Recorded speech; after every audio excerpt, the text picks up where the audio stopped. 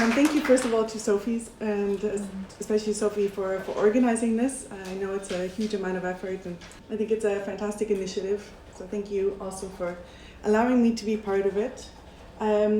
As Sophie mentioned, I will be talking to you about vocal communication of body size, and I've added a little bit in brackets to my title because in fact I'll be focusing on vocal exaggeration of body size because I have some new data on this, and of course I need to talk about just the basic communication of size to even move on to exaggeration. So I will talk about both. Currently I'm at NS, which is a laboratory in Saint Etienne in France, where we study bioacoustics in a really wide range of animals, from crocodiles that we have in the basement to fish that are also in the basement, and also penguins. We do field work with elephants and birds, all sorts of species. So it allows me to have a very comparative perspective on the functions and evolution of communication. So I will be coming at it from a very biological approach. So of course we know that body size matters in the animal kingdom across a wide range of species, and particularly for males. Here we have several species of mammal. And what we see is that in terrestrial mammals, males that are larger tend to reap many benefits. So they are more likely to gain access to high quality territories and resources, and as a consequence, high quality mates. And in fact, many terrestrial mammals utilize vocal information to assess one another's body size. So an excellent example of this is the red deer stag shown here, where during the rutting season, the two males stand across and basically roar at one another. And they use this information to gauge whether or not it's worth taking part in physical competition, which is of course costly, in particular for the submissive male, the smaller male, who is in any case not likely to win. So if they can use each other's vocal cues to assess their body size before fighting, this can obviously be very adaptive. And many mammals also have adaptations that allow them to produce vocalizations with much lower frequencies that can essentially make them sound bigger than they actually are, so size exaggeration. And again, the red deer stag is an excellent example of this. And so what we see is that when these males are roaring at one another, they will lower the larynx in their vocal tract, extending the length of their vocal tract and making themselves sound bigger. So you can see that here in this video if you just have a look at the larynx here. So you can see in his throat the larynx moving up and down.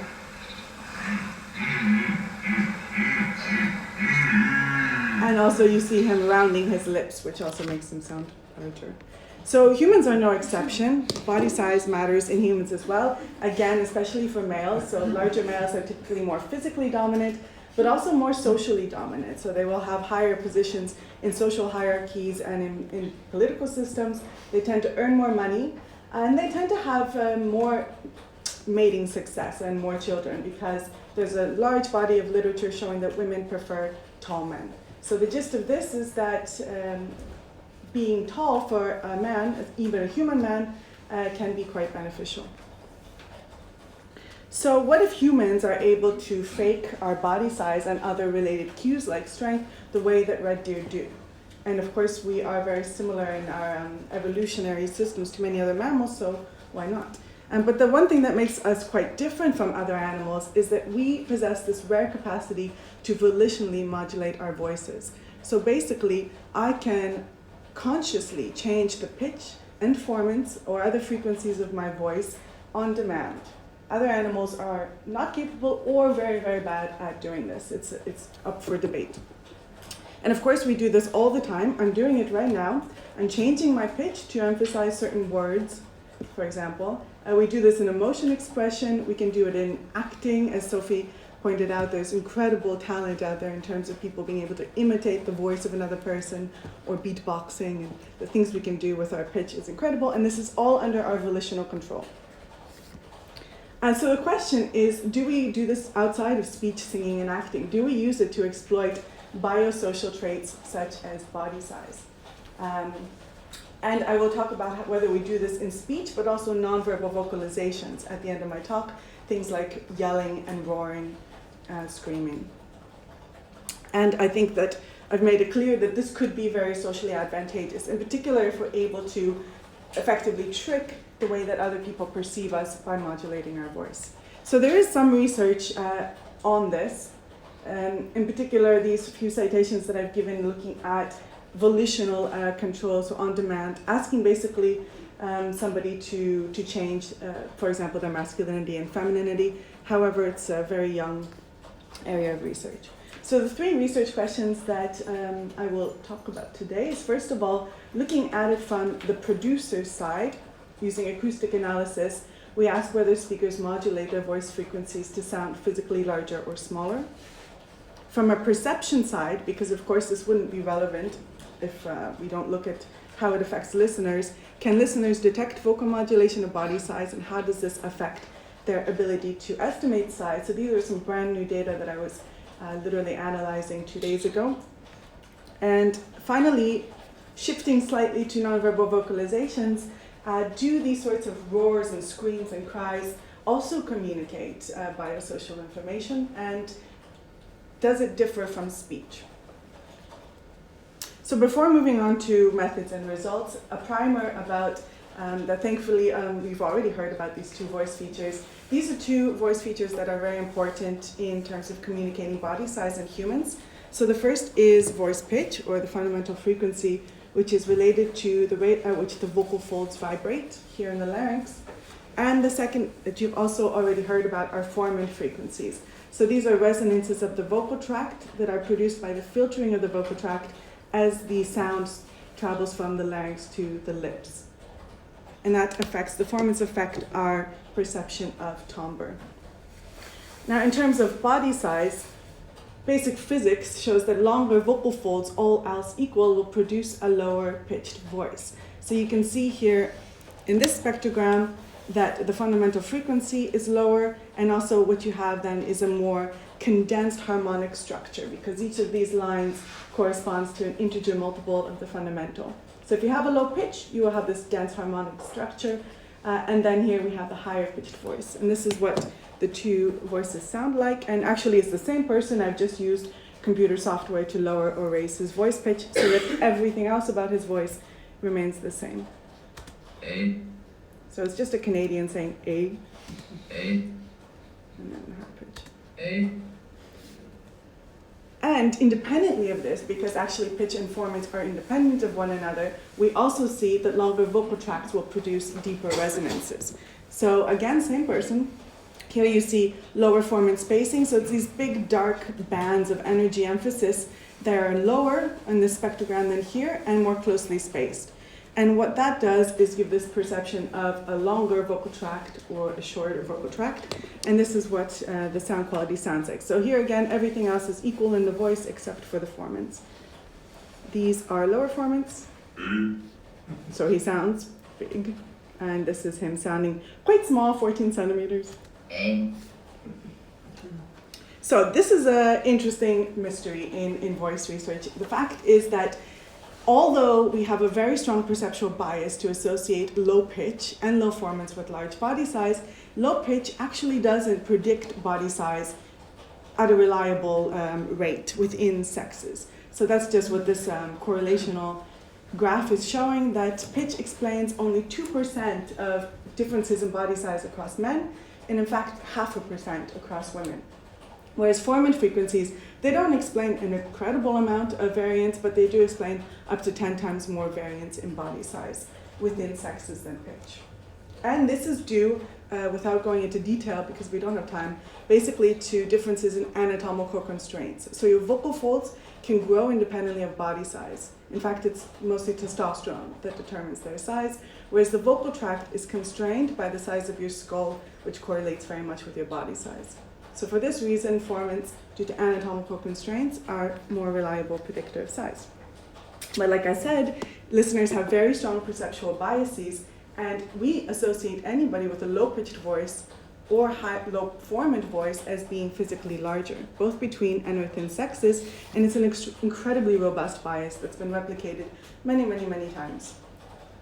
So there's no doubt that we do this. And the reason that this perceptual bias is important is because it could alone drive selection for people to lower both their pitch and their formant frequencies to sound bigger.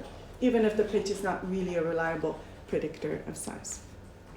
So looking now at the first question, do speakers modulate their voice frequencies to sound big or small? Basically what we did is we have a cross-cultural sample of about 170 men and women. And in the sound booth, we asked them to produce these 5 vowel sounds in 3 conditions. So essentially we first said, please say these 5 vowel sounds, a, I, e, o, u. And then we asked them to repeat the vowel sounds while trying to sound physically large, and again while trying to sound physically small. We randomized the order, and we gave no other instructions. So some people were really weirded out by this, but we just wanted to see what they do with their voice. Then we analyzed the fundamental frequency and formants, and from the formant frequencies, we're able to use algorithms to estimate the vocal tract length, so apparent vocal tract length of the person. Again, no time to go into this, unfortunately. And then we calculated the difference in these vocal parameters between the natural baseline voice and the 2 modulated conditions. So that difference basically gives us a magnitude of how much they modulated their voice. So the gist result is that, as predicted, people lowered both their formants and their pitch to sound big and raised both to sound small. So the central spectrogram here is the natural or baseline voice of this male speaker, whose pitch is 100 hertz and whose estimated vocal tract length is 19 centimeters. And you can see that to sound small, he raised his pitch and raised his formants, so made his vocal tract shorter, and the opposite to sound large. And I'll play you a clip just corresponding to these 3 spectrograms. So first you'll hear I think it's A again, trying to sound small, then his natural voice, and then the large.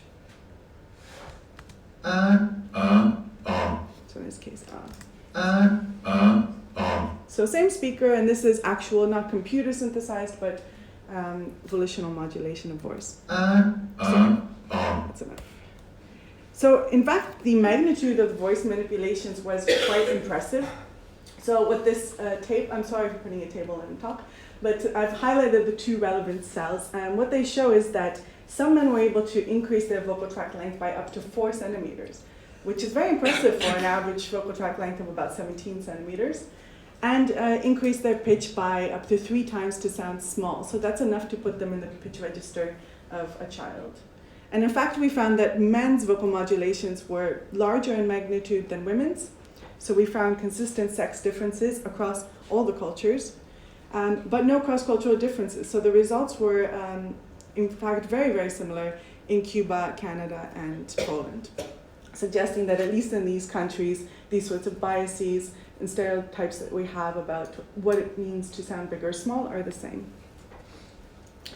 So moving on then to the second question, we basically played these voices, the baseline voices and the sounding big and sounding small voices, to listeners, asking them, can they detect this?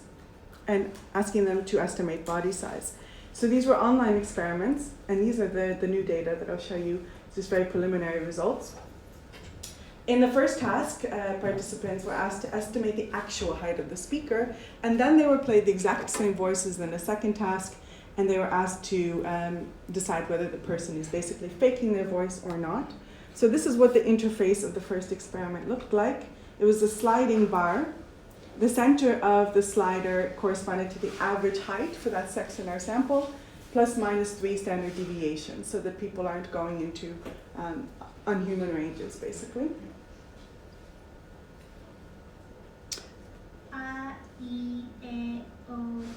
So that's an example of one of the voices they would hear on this kind of trial, and I'll come back to you later to ask whether you think that's a modulated voice or not. So basic results here, I think this graph just nicely shows the difference in the estimated height, which is on the y-axis here, across the different kinds of voices. So you see that people, looking just for example at female speakers, people rated women as smaller when they were trying to sound small, bigger in the baseline condition, and biggest when they were trying to sound big. And this is another way to visualize the data. This is basically showing the bias in the estimated height. So 0 would be being able to estimate the height of the speaker perfectly. Anything above 0 would be overestimating, so essentially guessing that the speaker is taller than they are, and then below 0, underestimating. So what this shows is that vocal manipulation body size works to some degree. So speakers trying to sound large did effectively increase their body size, and speakers trying to sound small effectively decreased their perceived body size by not a meaningless amount, 4 centimeters, for example, on average.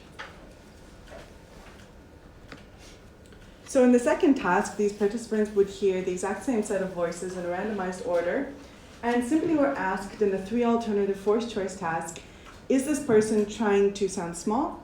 Are they using their natural voice, or are they trying to sound big? So again, I'll play you the voice of this woman. Does anybody think she's trying to sound small? Yeah, I see lots of nodding. Natural voice? Okay, and big? No, big, okay. In fact, she is trying to sound small, so she does sound very childlike. I think I'll play that again. And we didn't have any children in the sample. So the main result here is that listeners could detect voice modulation sometimes. So I saw a lot of nodding for small and a lot of nodding for natural, and in fact that's what we see, that 33% would be chance because it was 3 alternative forced choice. However, they were able to say whether or not correctly say whether the person was modulating their voice about 50% of the time. So far from 100, but significantly above chance. But what's interesting, and I would love to hear discuss this with people throughout the day, because I'm not quite sure why, but listeners were better able to detect a lack of voice modulation than actual modulation. So basically, they were more accurate at saying that it's a natural voice when it was a natural voice than at detecting when someone was trying to sound small or large. So I'm interested to get feedback on why that might be. This result, again, these are preliminary results, so I need to go deeper into this, but this is what I think is really relevant. Looking at whether people's actual height estimates changed based on whether or not they could figure out that the person was faking their body size. So what this shows is that when listeners correctly said that the person was faking their body size, they adjusted their height estimate. Okay, so I'm going to shift a little bit here and then try to bring it all together at the end to nonverbal vocalizations. And again, the question is whether these sorts of vocalizations can communicate or exaggerate size and strength, and how does this differ from speech. We looked at both body size and strength in these studies that I'll show to you, but I will focus on strength just to take, because in the lack of time I cannot focus on both, but the results were quite similar for both. So nonverbal vocalizations, as I mentioned, are sounds that we make and that in fact are very common in the human repertoire that are non-linguistic. So this can include here aversive sounds like cries, pain vocalizations, agonistic roars and screams. But of course, we also make lots of positive nonverbal vocalizations. Sophie is the expert of laughter in the world, I would say, and this is something that we don't study much because Sophie has done it all. No, but mostly we do study these sorts of aversive nonverbal vocalizations. But also there are pleasure groans, tennis grunts, all sorts of things. And in fact, these do make up a big part of our communication system, but are incredibly understudied. So why might these nonverbal vocalizations differ from speech and be able to communicate things like size and strength? There's many reasons. One argument is that nonverbal vocalizations are less acoustically constrained than speech. Speech has to follow certain rules, for example, constant airflow, to be able to produce information that is linguistically comprehensive, whereas nonverbal vocalizations can really include all sorts of nonlinear phenomena and can sample a much larger speech pitch range, for example. They involve different mechanisms, both anatomical and neural, and we have many experts in the room on these differences in the neural mechanisms of volitional, non-volitional, and verbal and nonverbal sounds.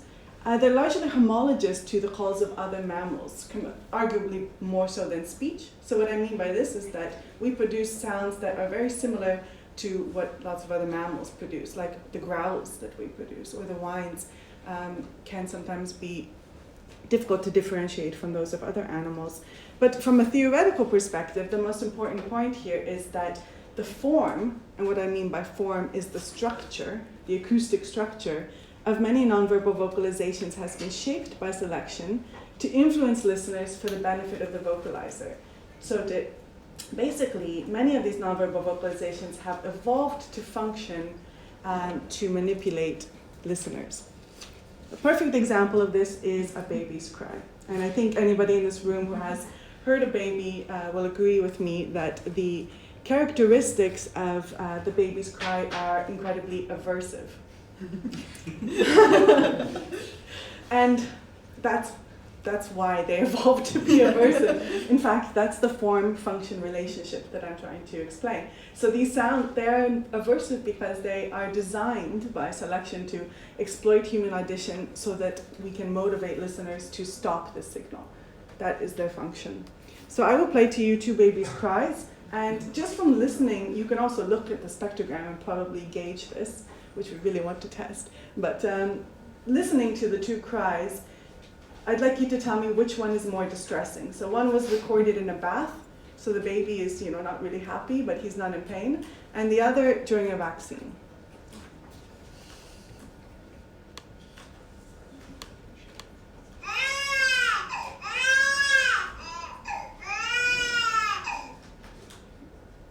Same baby.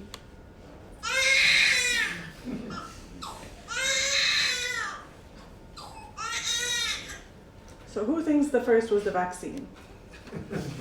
You think I'm trying to trick you? No, it's the second.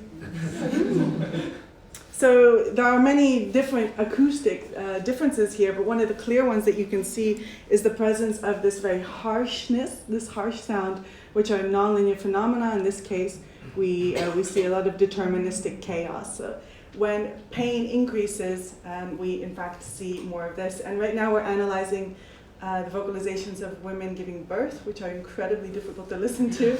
And you see a very strong increase in these sorts of nonlinear phenomena as the labor progresses. And this is information that listeners tend to use to gauge pain levels from vocalization. So the question is, do aggressive vocalizations such as roars communicate, for example, strength and body size more effectively than speech? Because maybe roars were designed to communicate threat and physical formidability. So to look at this question, we asked actors, because unfortunately non-acting students were very inhibited. And this is, I think, something you come across a lot, unfortunately. But so we had acting students produce vocalizations and speech in these four contexts. So first of all, we gave them a vignette where they imagine an aggressive scenario in which they're attacking somebody in battle, and we asked them to produce a nonverbal vocalization in that context, a scream in a fear context, and then speech to go along with these two emotional contexts. We also measured the strength and height of the vocalizers. So I will go, after this slide, I will go into the playback experiments about how listeners perceived these voices, again in the interest of time, but I wanted to show you the spectrograms of a couple of roars and screams, just to show you that we do see, even in these volitional vocalizations, the sorts of acoustic differences that we might expect. So the roars are much lower pitched, they're much harsher, so these sorts of nonlinear phenomena are present. And we see that the screams are much higher pitch. You can see this is the first and second harmonic in the female voice, and tend to be much louder. But I will show you now data just from two playback experiments in which we're asking listeners to judge how strong these people are from the roars, screams, and the speech. And this is research done by our former PhD student Jordan Rain, who defended his PhD at the University of Sussex last year. So in the first study, we asked listeners to judge the absolute strength of the speakers. So basically rate how strong this vocalizer is on a scale from 1 extremely weak to extremely strong on a sliding scale. And this graph, I will just point out the two main results that I'd like you to take away from this graph. First of all, that aggressive stimuli, so in red compared to blue, were judged as stronger. So basically you see that the red line is above the blue line in all cases. They were judged as stronger than distress stimuli. So when somebody is roaring or yelling at you in an aggressive context, you will perceive them as being actually stronger than when they're screaming at you, which makes sense functionally. And the other important finding is that strength estimates were actually also more accurate for the aggressive stimuli and most accurate for roars. So I draw your attention to this slope here, where basically this is the estimated strength and the actual strength. And what you see is the relationship is stronger for roars. In a second study, we thought it'd be quite, from a functional perspective, interesting to see whether people's estimates are different when we're asking them to judge the relative strength of a person. So how much stronger or weaker is this person compared to you, which might be a more ecologically relevant question. So we measured the strength of the listeners, in this case, as well as the speakers, and we basically asked them to use a scale in which 50 is this person is just as strong as me, 100 they're much stronger than me, and 1 they're much weaker than me. And again, a complicated graph, and I apologize, but I'll just draw your attention to this dark line here. This dark bar is representing the proportion of time that the listener said, this vocalizer is stronger than me. And you can see that as the actual strength of the vocalizer increases, so here the vocalizer is in fact much stronger than the listener, the proportion of time that they say the speaker is stronger also increases. So in other words, people are very accurate or quite accurate, surprisingly accurate at saying that somebody is more or less strong than them, and they're most accurate from roars, which is what this graph is taken from, compared to speech and screams. So just to bring this all together and sum up, the question is, can we fake it? And maybe using the word fake is not really appropriate in the sense that this is an evolved function that we play with our voices all the time. And what is it to speak truly or to fake? There is no such thing really as a genuine or faked vocalization, because in fact we play with our voices all of the time and it falls along a continuum. But just to emphasize the question that we're getting at, I will ask, do we fake it? And what the data that I've shown you today show is that humans can volitionally modulate these two very important vocal parameters, our pitch and our formants, to sound bigger or smaller and to exaggerate our strength. And we can do this in both speech and by using nonverbal vocalizations like roars. And we find that this does, in a way, trick. Again, that's just like fake. It biases listeners to judge the height and strength of these speakers in the direction of their intended modulation. But some honest information about the actual size and strength of the vocalizers is maintained. And that's probably due to anatomical constraints that maintain honesty even in an exaggerated signal, which is what we see in the size exaggeration of many other species like red deer, in the sense that their larynx can only descend so much based on their actual body size, elephant seal, and so forth. So you can fake it a little bit, but only within your actual physical range. And listeners can detect, but they can also detect a little bit if you're faking, but are biased a little bit. So basically, the answer to this question is yes and no. However, in any case, with the effect sizes that we see, I think that this could still be potentially socially beneficial in terms of thinking, as Sophie was saying earlier, contexts like political context, job interviews, dating. I think that this sort of modulation could potentially have some real social consequences, but this is an important direction for future work. One question that I'm very, very interested in is looking at this difference between genuine and volitional. And again, this falls on a continuum. And there's a lot of research at UCL on this question, but not a lot of research outside of UCL, in fact. And it's very important to try to really get at this rare capacity that humans have to volitionally modulate our voices. And we think that this can be an important capacity for understanding even the evolution of speech and language. And so it's an important question because humans are one of the only species who is able to do this, and not looking only at can we fake these sorts of features, but when did we begin being able to do this and why? And how does that connect to our ability to now volitionally modulate our voices to produce speech, which again other animals can't do. Cross-modality is very important. If somebody is modulating their voice to sound big, but you can see them, is it still going to affect your judgment? It does for red deer, but so we don't really know the complicated ways in which the voice can interact with visual olfactory signals. And finally, does this matter in real life? We can bring people into the sound booth, we can have listeners do online experiments, but what are the real social consequences of this? Very few studies on this, and I think it's very important. And that's it for me. Thank you very much for your attention and to my funding sources.